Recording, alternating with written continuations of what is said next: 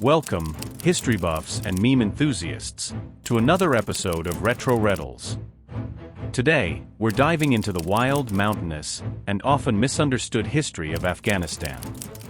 Buckle up, because this journey through time has more twists and turns than a pretzel at a carnival.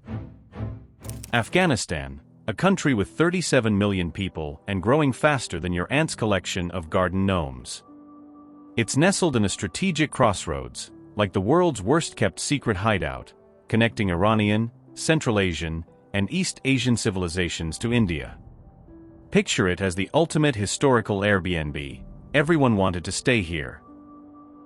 With towering mountains, vast river networks, and fertile valleys, Afghanistan's geography is like a buffet of natural beauty. The Hindu Kush Mountains provide the perfect backdrop for dramatic historical events, and the snowmelt feeds rivers that have supported civilizations for thousands of years. Talk about a liquid asset. More than 4,000 years ago, farmers in the region started to urbanize, creating the first city-states. We don't know much about these ancient urbanites, but we can assume they weren't discussing the latest TikTok trends. In the north, in what became known as Bactria, they were culturally connected to Central Asian peoples. Meanwhile, in the southeast, the Indus Valley civilization was making waves, probably the original influencer culture. Fast forward to the 7th century BC, the Medes, a northern Iranian people, decided to unite Afghanistan under their rule. They had a good run for about a century until the Persians, like a more determined sequel, took over and divided the land into provinces. By the time Alexander the Great showed up, Afghanistan was a Persian-flavored melting pot with a sprinkle of Greek and Buddhist culture. And Alexander, being the overachiever he was, married the Bactrian princess Roxana. Guess what they named their son? Yep, Alexander. Junior clearly wasn't creative in baby naming. After Alexander's untimely death, his generals squabbled over his empire like siblings over the last slice of pizza. The Greek cities in Bactria held out until the Mauryan Empire from India said, "We'll take that, thanks."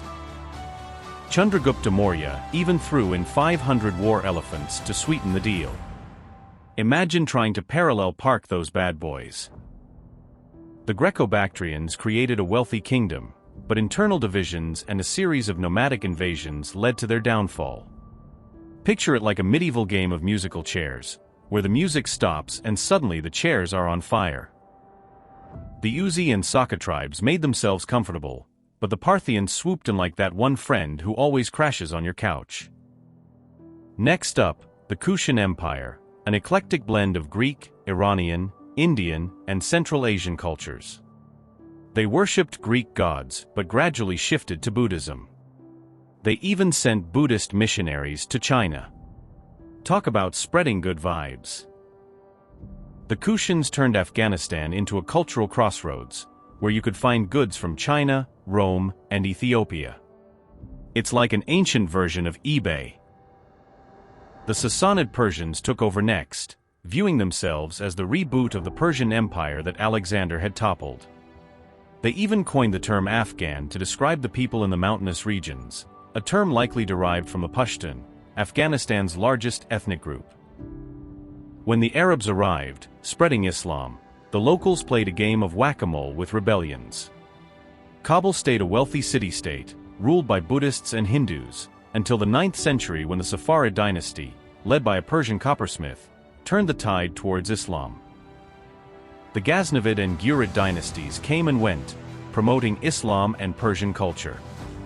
The Mongols, led by Genghis Khan, crashed the party, leaving a trail of destruction and empty cookie jars.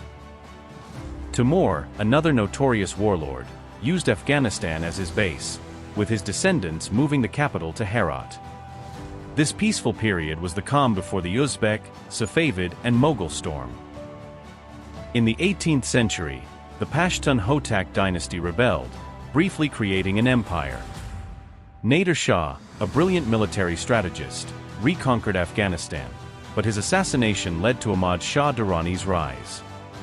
Known as the father of modern Afghanistan, he campaigned across India and laid the foundation for the nation. The 19th century saw the British invasion, not the Beatles, but the British Empire. After several wars and a lot of drama, Afghanistan became a British protectorate, later gaining full independence in the 20th century. The 20th century was a roller coaster, from the establishment of the Kingdom of Afghanistan to the Republic, the Soviet invasion, and the rise and fall of the Taliban. The US invasion in 2001 led to the formation of the Islamic Republic of Afghanistan. Today, Afghanistan's future remains uncertain. It's a land of resilience, rich history, and enduring spirit. What does the future hold?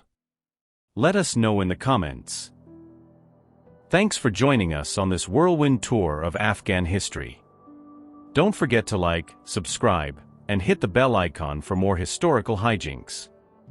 A big shout out to our patrons on Patreon. You rock! This has been Retro Reddles, signing off.